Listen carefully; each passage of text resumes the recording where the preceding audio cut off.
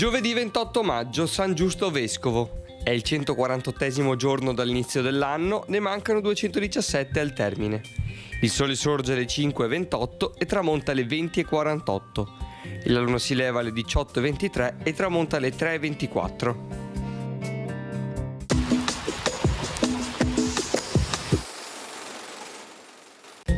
Un corpo di spedizione forte di 20.000 austriaci, proveniente da Belluno, investe la regione cadorina, muovendo l'attacco su vari fronti.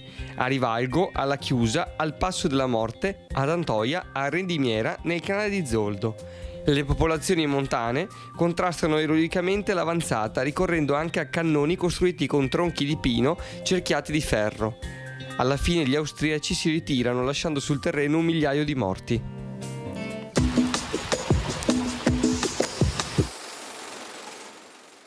Le previsioni per domani: cielo poco a tratti parzialmente nuvoloso, comunque con spazi di sereno anche ampi.